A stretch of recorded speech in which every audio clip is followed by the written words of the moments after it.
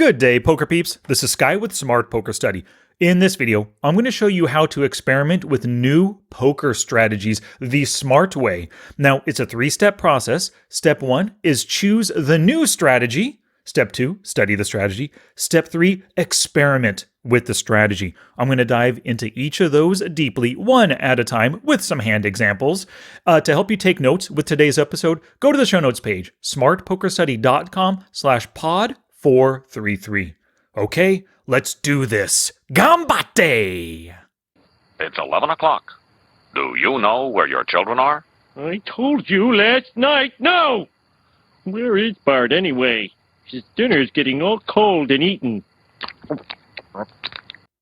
All right, so step 1 in this process is choosing the new strategy. Now, I'm saying new in quotations because all these strategies, the ones I'm specifically mentioning today, they're ones that you already know about. But here's the thing. A lot of these might be plays or strategies that you don't often do, so your expertise, your skill with these strategies, developing that's going to be new to you. So choose a new strategy. For example, donk betting. That's betting out of position into the pre-flop raiser. Have an example hand right here where I actually did make a donk bet. I have 10-9 suited in the big blind, both of them clubs. Under the gun, open raises to 3 big blinds. MP decides to call. Button folds. Small blind calls the 3, so it's up to me. 10-9 suited. I decide to call as well to see a flop in a 4-way pot. 12 big blind pot on the flop. So 4 of us to the flop of queen, 4 deuce, all clubs. I have the 10-9 of clubs. I flop to flush, and small blind decides to check. I decide to donk bet a little bit big, 3/4 pot, 75%. I think I made it too easy for my opponents to fold right now, and everybody did. I flopped a flush, bet big, trying to get value, and everybody folded, right? But that's the example of a donk betting situation. I bet before the C-better, the pre-flop raiser, had a chance to bet. So if this is a play that you never do, the donk bet, you may want to experiment with it. And one of the big reasons for experimenting with it is you learn how to do it yourself, but then you also understand the ins and outs of it, and you should be better able to defend against it as well. So a new strategy potentially for you could be that donk betting. Maybe C-betting, continuation betting is a new strategy for you. Maybe open raise, but you only ever C-bet with top pair or better. Well, you've got to incorporate some bluffs into your game, into your C-betting game. So C-betting could be a new strategy. Check raising flops, maybe bluff betting or bluff raising on rivers. Floating flops, turns, or rivers. Now, I use floating the way Poker Tracker 4 defines it. Floating is when you bet in position after the C-better checks to you. So you can float on the flop, turn, or river when the C-better checks. Probing turns and rivers. That might be another play, another new strategy that you want to experiment with. Probing, just like before, Poker Tracker 4 defines probing as betting when out of position when the C-better checks behind on the prior street. So you can probe on turns and rivers. Now, another kind of strategy you can actually experiment with are detailed schemes. For example, maybe your coach talks in a video or podcast about betting small on the flop and then betting large on the turn. Maybe that kind of like 2-stage or maybe even a 3-stage bet sizing strategy could be a detailed scheme for you to experiment with. Maybe another coach teaches you about limp raising 4 times the bet to steal it pre-flop. That could be something worthy of testing as well. And so to test any of these plays, detailed schemes or the standard plays, you're just going to follow this 3-step process. And like I said, the first step was choosing that new strategy. For the rest of this video, let's assume we've chosen to study donk betting. Step 2 in this process, after you've chosen your new strategy to experiment with, you're going to study the strategy. So find one video and one video only, or a part of a course or a book chapter or one article or one podcast to learn from. Once you find that thing, you're going to study the item, take notes in your poker journal, and to get a free poker journal, go to smartpokerstudy.com/poker-journal. Free download right there for you. Now, you're going to take notes on that item that you study in your journal, and then when you play your sessions for experimentation, keep your notes open and review them during your warm-up as well to prime your mind for using that strategy for experimenting with it as often as possible. So after you've studied that strategy, it's time to do a play session and experiment with the strategy. I highly recommend just 1 or 2 tables to give you enough brain space to focus on this strategy that you're trying to experiment with over and over again. The next thing you need to do is purposefully put yourself in the necessary situation over and over. Pull the trigger on the play when it's positive EV to do so. That means when it's a money-making opportunity to do so.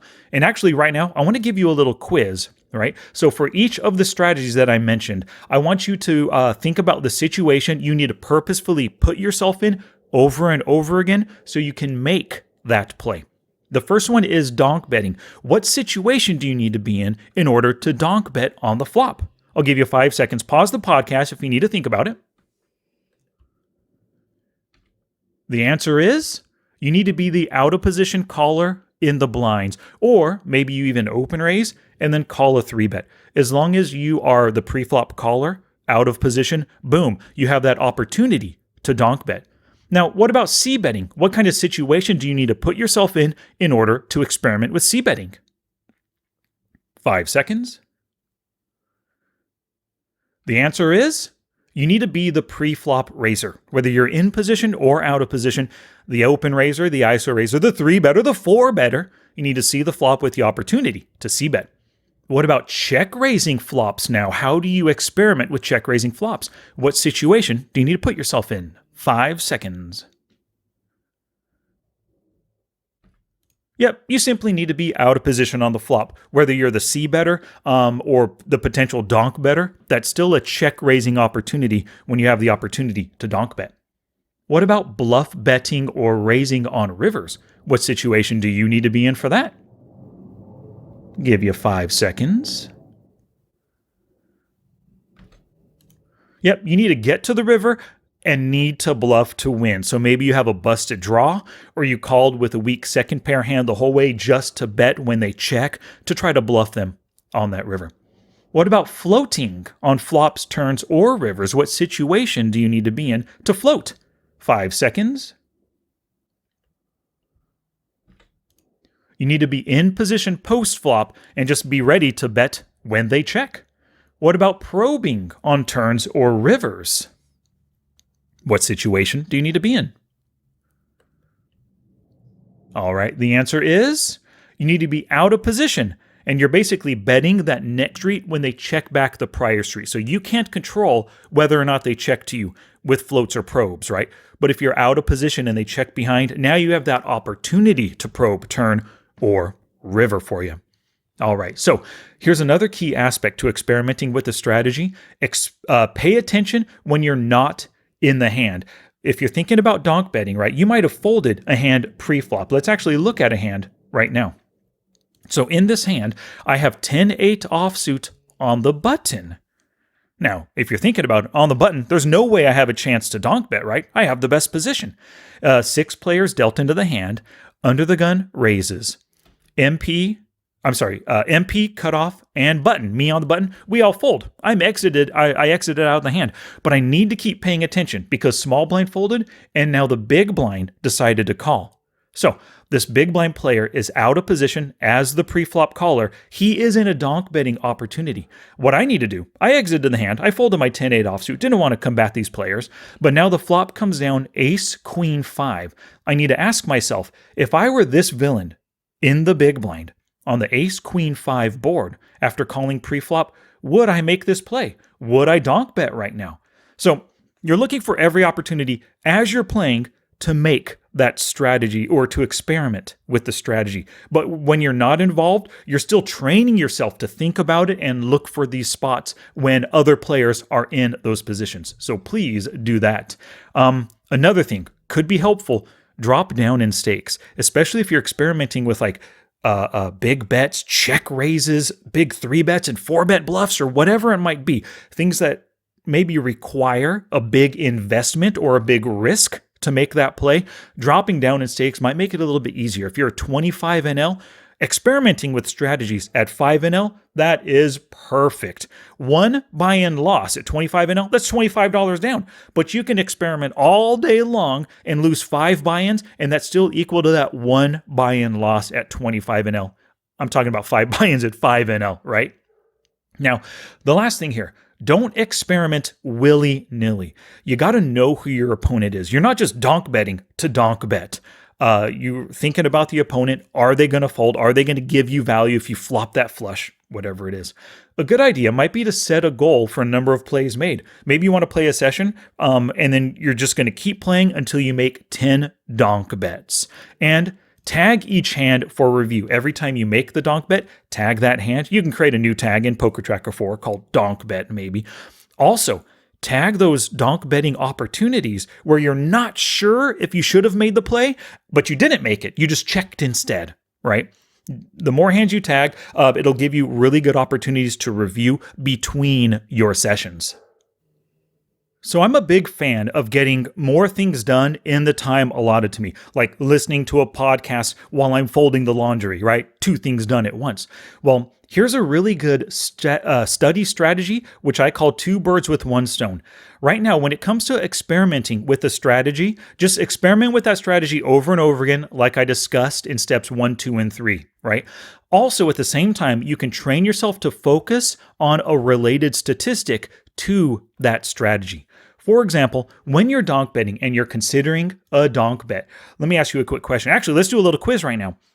Which HUD stat statistic of your opponent could help you make more profitable donk bets? I'll give you 5 seconds. Well, my answer is fold to donk bet. Before you consider making a donk bet, if you can look and actually see your opponent's fold to donk bet stat, you have a really good idea of whether or not they're capable of folding because they've faced that bet in the past and they've made their decision, right? You can also take a look at c-bet flop and fold to flop c-bet as well. For example, there's a player right here, Villain 86, that I'm looking at. The smart HUD shows me that his c-bet on the flop is 64. His fold to c-bet is only 33%. He c-bet bluffs a lot on the flop and folds hardly ever. He is not a flop honest player. A donk bet might not work against him. But at the same time, his fold to donk bet, it's 100%. It's 1 out of 1. But so looking at that stat helps, but then also looking at his general tendencies on flop might help you make good decisions too. So let's take a look at this hand right now. I have 7-8 offsuit in the big blind. Button decides to open raise just to 2 big blinds. Small blind calls, and then I call as well, setting up a good donk betting opportunity, right? I'm out of position against the pre-flop raiser on the button. The flop comes down 5, 6, 10 rainbow. I have 7-8, so I have an open ender right here. And actually, I have a draw to the nuts, right? A 9 comes out, 6, 7, 8, 9, 10. I have the nuts straight at that point. But so my opponent checks in the small blind. And so before the button has his opportunity to c-bet, I think, hey, this is a great spot. I'm open-ended right now. I can donk bet. Plus, his fold to donk bet is 100% on the button, and the other player, he's 100% as well. They might respect this bet. So I made it 2/3 pot, bet 4 into 6 big blinds, and boom, they both folded. So I utilized my statistical knowledge, my hand's equity as well, to make a well-timed c-bet bluff and took it down. Plus, it probably helps that that board is 10, 5, 6, right? And one of the great things about when you play online poker and you use a HUD, you can tailor your HUD any way you want. So what I'd recommend to you, whatever play you're experimenting with, in this case, donk betting, you want to look at your opponent's fold to donk bet stat, add it to the HUD, like I did right here in the smart HUD. I put it to the far right. I made it nice and big, 14 font, black text on a white background, easy to see. So every time I have the opportunity to donk bet, boom, I'm looking at those stats. I'm killing 2 birds with 1 stone right here, experimenting with a strategy and improving my statistical analysis at the same time. All right, so let's continue this little quiz we had going here. When it comes to c-betting, what statistic do you want to pay attention to of your opponents? Yeah, you probably guessed it. You want to pay attention to fold to c-bet by street. If you're considering flop, turn, or river c-bet, take a look at that stat, right? You also want to look at it by street or street by street. For example, right here, we have a player who folds on the flop 43%, but only on the turn 14%. It's probably easier to bluff him on the flop because he's already demonstrated the ability to fold more often. Right there. What about now, if you're thinking about check raising on the flop, what statistics should you focus on of your opponent? I'll give you 5 seconds. Yep, you should focus on their C-bet statistic. Also, you could take a look at their float or bet on flop statistic as well. Whatever kind of check raising situation you're in, those stats will help you out. Now, what about bluff betting or raising on rivers? What stat do you want to focus on? 5 seconds. Yep, take a look at their bet river and fold to river bet. Those are going to really tell you whether or not your opponent is honest on rivers, if they're prone to folding, or if they're prone to betting and calling potentially. What about when it comes to floating on flops, turns, or rivers? What stat do you want to focus on? 5 seconds. Yep, you want to focus on fold versus float. They have those on, fold versus flop, float, turn, float, river float, all of those. And also take a look at their C-betting and fold to C-bet tendencies to see what street they're potentially honest on, like I've already discussed. What about probing on turns or rivers? What stat do you want to focus on? 5 seconds. Yep, you want to focus on fold versus probe, fold versus turn probe, or river probe. Piece of cake right there. I hope you did well on those 2 quizzes. Alrighty, speaking of HUD statistics, if you want to maximize your exploits against opponents, get the Smart HUD for Poker Tracker 4. It's what I use as I play in all my hand reviews and all these videos. That's the Smart HUD that you can see on the screen right now. Once you get this, you also get a 75-minute webinar with it.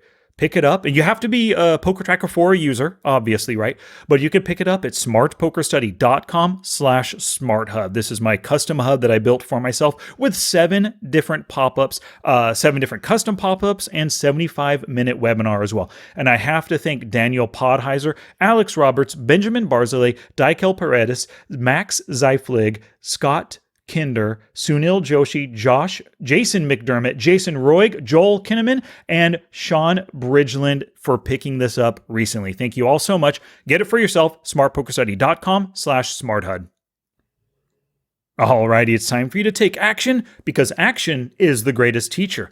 I want you to choose a quote new unquote strategy and experiment with it. Follow the 3 steps above. Once again, they were choose a new strategy, study the strategy, and experiment with the strategy. And of course, experiment for 3 or more play sessions with doing some studying and hand reviews in between each of those sessions. Hope you enjoyed this video, this podcast. If you're watching on YouTube, please give me a thumbs up down below, and I'll see you in the next one.